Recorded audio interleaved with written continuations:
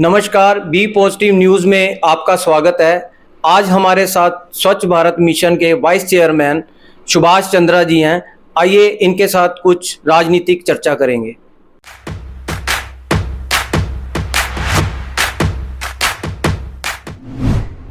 पिछले 10 साल से आप सत्ता में हैं। अब जो हमारी जनता है, आपको बीजेपी के लिए वोट क्यों दे? ऐसा है, पहले तो मैं अपनी ओर से, हरियाणा सरकार की ओर से, भारतीय जनता पार्टी की ओर से बी पॉजिटिव, जो हरियाणा का ही नहीं पूरे देश का एक बहुत लीडिंग यूट्यूब चैनल है, तो मैं बहुत बहुत बधाई और शुभकामनाएं देता हूं। आप और आपकी पूरी टीम सामाजिक मुद्दे, देश हित के मुद्दे, प्रदेश हित के मुद्दे निरंतर उठाती रहती है। तो आपका जो ये प्रश्न है, इस प्रश्न के लिए यह है कि मैं 10 साल से नहीं, मैं 1985 से भारतीय जनता पार्टी के संस्कार, विचार और इसके साथ जुड़ा हुआ हूँ।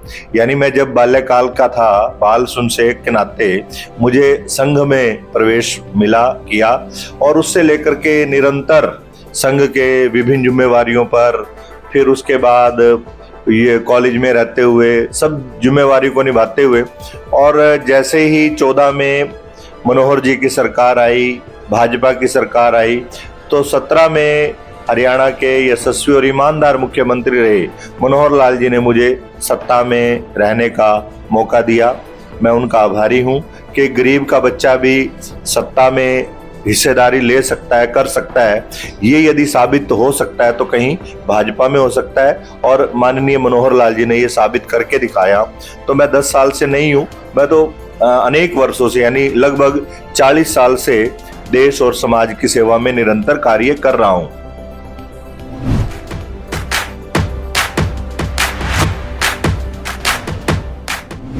सुभाष जी, आप शिक्षक रहे हैं और पत्रकार भी रहे हैं। अब आप राजनीति में हैं। राजनीति में थोड़े आदर्श पीछे छूट जाते हैं, क्या कारण है इसका? देखिए, चाहे वो शिक्षक हो, चाहे वो पत्रकार हो, वो समाज का एक आईना होता है, और समाज को दशा और दिशा यदि कोई दे सकता है तो वो एक पत्रकार देता ही है, निरंतर देता है, और शिक्षक भी देता है। तो उसी कसौटी पर मैंने भी लगभग 31 वर्ष शिक्षक जीवन के नाते से काम किया, और इसी नाते से मैं एक पत्रकारिता भी मैंने की, मैं लेखक भी रहा, मैं मंचों पर भी अपने कार्यक्रम देता रहा। आपने ठीक कहा कि आदर्श जो है वो राजनीति में पीछे छूट जाते हैं, लेकिन ये मेरा आपके चैनल के माध्यम से कमिटमेंट है, वादा है कि आदर्श हमेशा जीवित रहते हैं, रहने ही चाहिए। आदर्श से ही व्यक्ति भी और व्यक्ति का व्यक्तित्व भी वो निखरता है। जिसने अपने आदर्श को पीछे छोड़ दिया तो समझो वो पिछड़ गया। तो मेरा ये कमिटमेंट है आपसे कि मैं आदर्श को पीछे नहीं छोड़ूंगा, और मेरे आदर्श जो हैं वो माननीय मनोहर लाल जी हैं, क्योंकि राजनीति में उन्होंने एक नया पैमाना, एक नई परिभाषा हरियाणा की राजनीति को देने का काम किया है। वो सत्ता को जो है सुख भोगने का साधन नहीं मानते, वो सत्ता को सेवा का सशक्त साधन मानते हैं, और मैं भी उनके पद चिन्हों पर चलते हुए राजनीति करूंगा, लेकिन सिद्धांत की राजनीति करूंगा, विजन की राजनीति करूंगा। जो मेरे आदर्श हैं, जो मेरे सिद्धांत हैं, ईमानदारी के सिद्धांत, जो मुझे मनोहर लाल जी से सीखने को मिले, जो मुझे राष्ट्रीय स्वयंसेवक संघ जैसे संगठन से सीखने को मिले, देश सर्वोपरि, राष्ट्र सर्वोपरि, समाज सर्वोपरि, इनसे मैं कभी समझौता नहीं करूंगा, और सर्व समाज को लेकर के, सर्व समाज की राजनीति का मैंने संकल्प लिया हुआ है। इससे मैं कभी कोई समझौता नहीं करूंगा और आदर्श को पीछे छूटने नहीं दूंगा।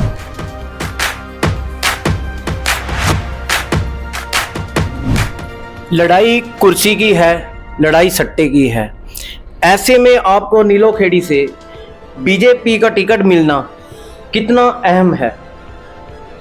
देखिए, ये तो निर्णय पार्टी तय करेगी अहम क्यों है। मैं एक बात आपको दावे से कह सकता हूं कि पिछले लगभग 10 वर्ष तो मेरी सक्रिय राजनीति के, और उससे पहले एक सामाजिक दायित्व के नाते जब मैं यहाँ शिक्षक रहा, राष्ट्रीय स्वयंसेवक संघ में जब मुझे अनेक प्रकार के दायित्व मिले, तो उस समय से मेरी नीलोखेड़ी जो है वो कर्म क्षेत्र मेरा रहा है। तो मैंने यहाँ रह करके एक बहुत बढ़िया मंच जो है वो खड़ा किया है, और आज उस समय के जो मेरे छात्र रहे शिक्षक के नाते से, वो सारे के सारे आज परिपूर्ण हैं, सक्षम हैं हर दृष्टि से। यानी एक बहुत बड़ा तबका उनका, उनके बच्चों का, उनके परिवार का इस समय मेरे साथ है, और समाज का हर वर्ग मेरे साथ है, क्योंकि मैं पिछले 10 वर्षों से निरंतर जनता के बीच में हूं, उनके दुख दर्द में शामिल हूं, उनकी समस्याओं को सुनता हूं, समझता हूं, उसका समाधान करता हूं, और दिन रात जनता के बीच में रहता हूं। इसीलिए मुझे लगता है कि नीलोखेड़ी विधानसभा में इस बार मेरा नंबर आना चाहिए।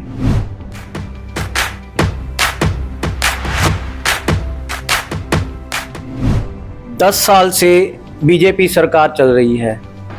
इस बार हरियाणा में जनता कुछ बदलना चाहती है, देखना चाहती है बदल के, तो इसमें आपकी क्या राय है?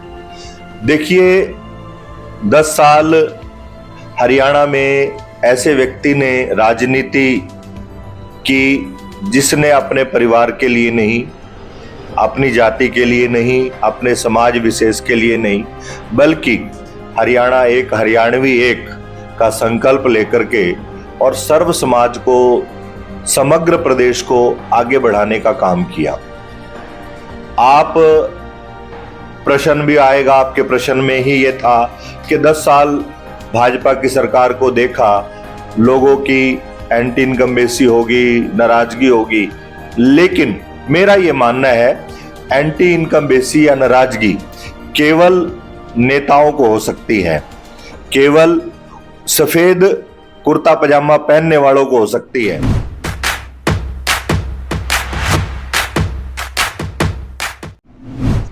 सुभाष जी, युवा वर्ग का क्या महत्व है आज की राजनीति में? देखिए, आपने बिल्कुल ठीक प्रश्न किया है। आज की जो राजनीति है वो स्मार्ट राजनीति है, और युवा ही देश को बदल सकता है, युवा ही क्रांति का बहुत बड़ा माध्यम है। जब जब युवा जागेगा, देश बदलेगा, परिवर्तन आएगा और व्यवस्थाओं में परिवर्तन होंगे। और हमारी हरियाणा सरकार ने तो, मनोहर सरकार ने तो पढ़ी लिखी सरकार देकर के पंचायत की एक हरियाणा में एक विशेष स्थान बनाया है। आज हमारे गांव में भी पढ़े लिखे, कोई बीए, एमए, बीटेक, इस प्रकार के जो लोग हैं वो सरपंच बने हैं। यानी पढ़ी लिखी पंचायत यदि कहीं है देश में, तो यहाँ, क्योंकि मुख्यमंत्री ने एक पैमाना तय कर दिया था कि उनका एक शिक्षा का स्तर तय कर दिया था, उसके बाद से बहुत बड़े बदलाव आए हैं और गांव में भी आए हैं। तो आज की राजनीति में युवा का एक बहुत बड़ा स्थान है, क्योंकि युवा जितना आगे बढ़ेगा, युवा जितना राजनीति में आगे प्रवेश करेगा, उतना ही राजनीति को सुदृढ़ता मिलेगी, मजबूती मिलेगी, देश आगे बढ़ेगा। और हमारा देश तो वैसे ही युवा देश है। दुनिया में कोई ऐसा देश नहीं है जहां पर इतने युवा हों। हमारे युवा बहुत हैं, हमारा युवा देश है, और युवाओं को आगे बढ़ना चाहिए। बुजुर्गों का आशीर्वाद मिले, युवाओं का सहयोग मिले और देश आगे बढ़े, इस संकल्प के साथ हम लोग काम कर रहे हैं। माननीय प्रधानमंत्री श्री नरेंद्र मोदी जी के मार्गदर्शन में और हरियाणा में मुख्यमंत्री नायब सैनी जी के नेतृत्व में। तो ये थे हमारे साथ स्वच्छ भारत मिशन के वाइस चेयरमैन सुभाष चंद्र जी। धन्यवाद आपका बी पॉजिटिव न्यूज के साथ जुड़ने का। आपका भी बहुत बहुत आभार, धन्यवाद। आज आपने मुझे ये अवसर दिया, इसके लिए मैं हृदय से आपका आभारी हूं।